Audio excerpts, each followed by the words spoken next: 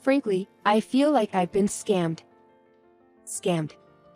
Look at yourself in the mirror. You look like an old man. You don't have to be so harsh. I haven't said enough, John retorted, then stormed out, making a loud noise with his footsteps. As I watched the front door close with a loud bang, I let out a deep sigh. My name is Emily Matsushita. I'm 30 years old and have been married for 2 years. I've continued working, but over the past 6 months, my weight has rapidly increased. If I had to guess, it's probably because I've been busy at work recently and end up eating late at night. Initially, I thought I was just a little overweight, but in the past 2 months, I've even started to feel heavy. Before marriage, I was quite standard at 5'3" and 103 pounds, even considered slim. But now, I am at 5'3" and 152 pounds. Oddly, I don't feel that I've gained that much weight since I see myself every day. But now, I'm starting to worry about reaching 155 pounds. So, I kind of understand why my husband says those things. But it's quite hurtful when he says it to my face. Once one noticeable change appears, he starts to point out many others, especially about my family. He had always said it was quite rural since he first came to meet them for our wedding. But it really is rural, so I just took it as an honest impression at that time. Maybe it's because I'm generally a laid-back person and don't sweat on small issues. When something is pointed out, I do care, but after sleeping on it, I tend to think, well, it's okay. I think this is both a flaw and a strength of mine. But maybe it's also optimistic to think this way. My husband, who used to say he liked this aspect of me, has recently started saying, "That's why I dislike people raised in the countryside. They are often insensitive." My parents are quite frugal. Since childhood, I've been ingrained with the phrase, "Don't waste money." As a result, my line has become "what a waste." Whenever I say this, my husband calls me stingy. The family house is an ancestral home, so old that no one knows how many years it's been standing. But since I was born, it's never been remodeled. Any minor repairs were done by my father as a DIY project. Doing it yourself only costs the price of materials, he always says with great satisfaction. Of course, it's not comparable to professional work, but he's quite skilled from years of experience, and I think it's sufficient. Well, if you look closely, it's shabby, really quite shabby. But for me, it's within an acceptable range. I think as long as it protects us from rain and wind and allows a normal life, it's fine. What's up with that house of yours anyway? It's falling apart, living in such a place. It's like screaming poverty. It's not exactly poverty. My parents are just... What? They're just frugal, that's all. In fact, there's something my parents always told me not to talk about carelessly. Something I haven't even told my husband. Semantics, huh? Frugal is just an excuse for being poor? Whether my family is poor or not, it has nothing to do with our lives, does it? If your family is poor, who knows when they might come begging for money? He had even started to say, especially in the past 2 months. His harsh words seemed to be getting worse. I wonder if I deserve to be spoken to like this just because I've gained a bit of weight. Amidst this, I've been feeling unusually lethargic recently. Climbing stairs has become quite hard. I thought it was just because of the weight gain, but just to be sure, I went to the hospital and was diagnosed as being 4 months pregnant. "It's surprising you didn't notice until now," said the doctor. Now that I think about it, I did stop getting my period. With the busyness of work, the weight gain, and the complete absence of morning sickness, I hadn't realized at all. Well, when I think about it, I might have felt a bit nauseous, but I never really paid much attention. The doctor emphasized the need for me to act with the awareness of being pregnant. Knowing that a new life is growing inside me, I felt an inexplicable warmth. I was sure my husband would be thrilled. With that thought, I excitedly waited for him to come home that night. But he didn't return even after dinner time had passed. Recently, he's been coming home late due to overtime. But the only message I got from him around 9 p.m. was, "No need for dinner. I'll be late." My work had settled down, and I was doing less overtime. I had been looking forward to sharing the good news, so his late return was disappointing. He finally arrived home after midnight.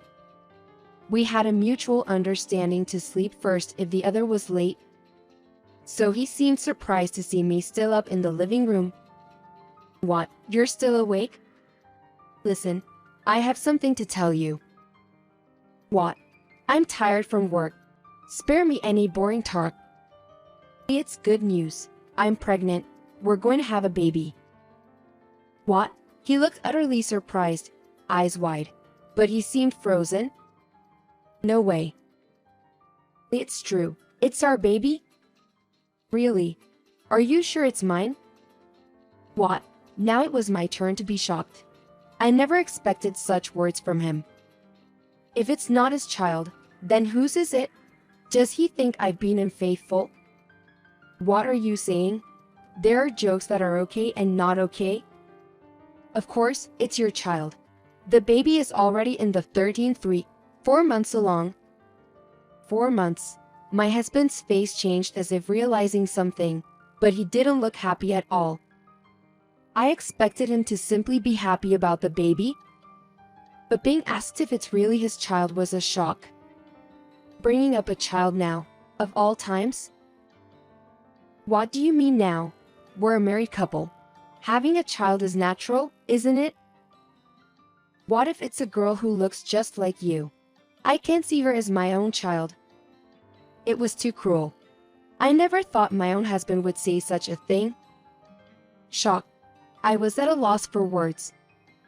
Seeing me silent, my husband quickly retreated to the bedroom as if fleeing from reality. Does he not want this child? But why? He never said he didn't want kids. It's pitiful that the father doesn't want his own child. That night, I didn't go to the bedroom but spent the night in the living room. Initially, I thought I couldn't sleep due to shock and sadness. But I fell asleep on the sofa within an hour. When I woke up in the morning light, I felt a bit better. Maybe my husband was just surprised by the sudden news. He's been busy with work and overtime lately. Perhaps that made him irritable. I've heard that many men don't feel the reality of a child until it's born. I convinced myself that he would come around to being a father once the baby is born. Telling him now to be a father might backfire. At 21 weeks, my pregnancy was becoming noticeable. Everyone around me was kind and caring, making me feel grateful for their support. That day, we had to stay late at work for inventory management. Everyone told me to go home early, but seeing my colleagues working hard, I stayed to help. After finishing work at 7 p.m., we decided to go out for dinner. My husband said he'd be working late, so I joined my colleagues. Thinking it would be a hassle to cook and eat alone at home. Then, on the street, I saw my husband with a young, flashy-looking woman. At John. It could have been a coworker or business entertainment, I thought, trying not to jump to conclusions. But the way he had his arm around her waist didn't seem like just work-related interaction. He didn't notice me and just walked away. This happened on a holiday, 2 months later. Recently, he's been eager to go out on his days off, but this day, he stayed home from the morning. Then, while I was cleaning up in the kitchen, he came up to me, took a deep breath, and bluntly said, "I don't need a woman who has given up on herself. Raise a child yourself. I want a divorce," without even looking at me. "So, that's how it is. Okay, sure," I replied with a laugh, which made him give me a puzzled look. I was thinking it might be time for that too. Have you lost your mind? Actually, I've been thinking about it too. Here, the divorce papers, I said and handed him the signed divorce papers from the drawer. He was completely taken aback. After seeing him with another woman, I had immediately contacted a detective agency to investigate his infidelity. The investigation went smoothly since he wasn't very cautious. It quickly became clear that he was cheating on me with the woman I had seen him with. Of course, I had her background checked as well. She was the daughter of a mid-level construction company's president, and they met at a mixer. I was appalled that my husband went to a mixer despite being married, and the woman continued the affair even after knowing he was married. As optimistic as I am, I'm not tolerant enough to accept his infidelity. The investigation revealed that he was indeed planning to divorce me. She's not even a woman anymore. Her belly's just getting fatter, like a walrus. I can't stand being with her anymore. Why don't you just divorce her? She's worthless. Yeah, were some of the things he said to his mistress, recorded by the detective agency. I could have brought up the divorce myself, but I was curious how he would approach it. He probably imagined me breaking down and crying if he mentioned divorce. So, I decided to pleasantly surprise him with my reaction. His shock at my unexpected response was visible. Just seeing his dumbfounded face felt like a small victory. But of course, I wasn't going to let it end there. What? Did you think I would cry and beg you to stay? No. Then, I'll be leaving. It was perfect timing since I was about to start my maternity leave next week. I had already packed my things, so I left for my parents' house, leaving him stunned. I had already told my parents that we might get divorced. I thought they would ask, "What are you going to do?" But they didn't say anything. My father just said, "I see." My parents welcomed me warmly when I returned home. "Are you hungry?" "Yeah." "Okay. I'll prepare something right away." "You know, Mother, what? Aren't you going to ask anything?" "About what?" "I mean, I'm getting divorced, and there's a baby on the way. If we say something, will you stop the divorce?" "No, but if you've decided this, you must have your reasons. Talk about it when you feel settled and want to. If you don't want to talk, you don't have to. You're our daughter, Emily. You won't make a wrong decision." "That's right. Besides, we need to prepare for the baby. We have to buy a baby bed and all. We're going to be busy. Parents are such a blessing. I truly want to be a parent like them."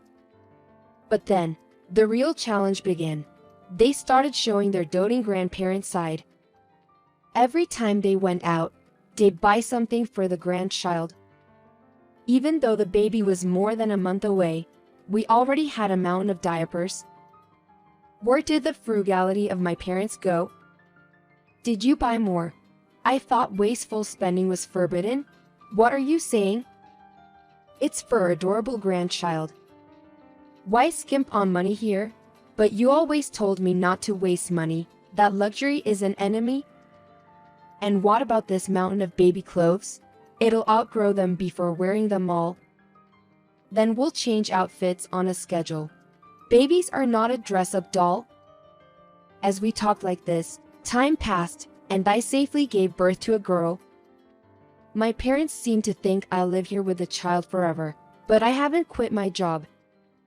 I plan to take maternity leave, but I intend to return to work eventually. However, commuting to work from my parents' house will be tough. And the thought of juggling work and parenting alone is daunting. As I was contemplating this, my ex-husband contacted me. He must have thought the child was born by now and wanted to check in. I wondered if he was a bit concerned about the child. "Oh, Emily, it's been half a year, huh? Get used to living in poverty?" my husband said cheerfully. His words made me realize how foolish I was to even have a sliver of hope. What do you want? Just thought I'd report in. I've remarried. And guess what? She's younger and more beautiful than you. Plus, she's a president's daughter. Oh, is that so? You're really upset, aren't you? You were just pretending to be strong during our divorce talks, weren't you? Still hung up on me? He blabbered on, not once asking about the child who was already born. It seemed like he didn't even have the child on his mind, which made me angry all over again. Your ex-husband got remarried. I'll accept any gifts. Oh, I forgot. You're too poor to give me anything. Just watch enviously as I live happily? What a pointless thing to report. Especially when he has a child in this world and doesn't mention a word about it. I didn't want to stir things up until the baby was safely born. And now that I'm settling into life with my child, it's time to act. Since he cheated, he needs to pay a price. I told my father everything and asked him to get a lawyer. Soon after, my ex-husband came to the house, pale as a ghost. What did you do? What? The father of my wife's company is about to go bankrupt. It's because their contract with the parent company was terminated. And I heard that your father's company is involved with that parent company? Your family's just a poor logging company in the countryside, right? I never said we were poor. That was just your assumption. But, look at this shabby house. Anyone would think you're poor. My family has been in the forestry business for generations, owning vast lands in several mountains. True, in the remote, undeveloped areas. The land isn't particularly valuable, so this doesn't necessarily mean we're wealthy. However, during my grandfather's time, some of our land was sold at a high price for highway construction. My grandfather was a shrewd man. He used that money to expand the business. Forestry involves significant transportation costs. So he built his own transportation company and also expanded in the construction business. All the companies and subsidiaries are scattered all over the country. Our family name is now on the wealth rankings. But our family motto was to be frugal. My father has lived by this and does not lavish himself. My grandfather experienced being very uncomfortable when the land was sold at a good price for the highway construction. Many people around him, distant relatives, and people that were not so close gathered. Since then, not to tell people we have money became the rule of our house. Now, my father looks after all the companies, but everyday business is run by each company's leaders. My father only does asset management, but he was good at it, and our assets became bigger. My father is moral and dislikes anything unethical. When I told him the reason for the divorce, he visited my ex-husband's new in-laws without revealing his identity. They dishonored my daughter. I had to say something, is what he said.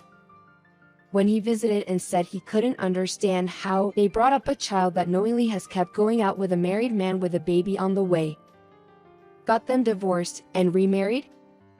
Surprisingly, when my father confronted them, they scoffed at him and offered $1 million in cash, thinking he came for money, and even said, "Take this and leave." My father said, "Okay, that's how you want to play it," and left quietly without taking the money. The ex-husband's wife's family was in the construction business, so my father just told our group companies to cease all dealings with that company, or they will lose all deals with us. Things get ugly when a kind person gets mad. My plan was just to confront my ex and his wife with evidence of his affair and demand damages. I never expected things to escalate this far. That can't be true. Your father? And he's on the wealthy list. When my father gets angry, he goes all out. Using your parents' connections to get back at me, that's low. Dirty play is fine. Compared to what you've done, this is nothing. It's not comparable at all. Destroying someone's company, It's because they never built proper relationships that they fell into crisis so easily. And do you think you have the right to blame me? If I had known your family was so wealthy, I wouldn't have cheated. How could I know, seeing you living this poverty-stricken life? If you're rich, live like it. How one chooses to live is their own business. And it's all your fault for not telling me. Hearing this, I was glad I never mentioned it. It's like he's saying he cheated because we weren't rich and wouldn't have divorced if he knew I was. Such reasons make the marriage meaningless. Yo, since you're here, I should mention, I'll be claiming damages and child support. What? Claiming damages is my right. Claiming child support is the child's right. Even though you're rich, you still want to take money? These are separate issues. That's harsh. Wait, I'm the father. I have parental rights. If you want custody of the child, pay me. It felt like something snapped in my head. He didn't even ask if the child was born or know the child's gender. Yet he talks about parental rights and demands money. He must be joking. My father, who was in the back until now, stepped forward hearing this. My ex-husband's attitude changed instantly upon seeing him. Oh, father-in-law. I want to make things right with Emily. That's why I came today. For the sake of her child. Don't be ridiculous. I heard your entire conversation with Emily. How dare you show your face here after all that? Don't ever come back. Get out of here. Intimidated by my father's outburst, my ex-husband fled in panic. Later, his father-in-law's company went bankrupt. But the employees were all taken in by the companies my father manages. He didn't want to leave innocent employees and their families stranded because of personal grievances. Apparently, the father-in-law's company was notoriously mismanaged. That might have influenced my father's strict stance. My ex-husband is now blamed daily by his father-in-law for the company's downfall. Burdened with debts and responsibilities as a guarantor, he's working day and night to make ends meet. He even called me, desperately asking for a lump sum to help him with his debts. I yelled at him, hung up, and then blocked his number. However, my daughter is a true blessing. Although she doesn't have a father, I plan to raise her with all the love I can give. My parents are incredibly doting grandparents. They're even suggesting buying a luxury apartment near my workplace to live together after my maternity leave ends. Despite the extravagant plans, I remember a family motto of frugality. My parents say, discipline is the parent's job, spoiling is the grandparent's job. They even buy her fancy dresses I never had. I realize I need to be firm in raising her, especially in teaching her to be discerning about men. In any case, I'm grateful for these peaceful days, cherishing my daughter's growth. I'm determined to keep going strong.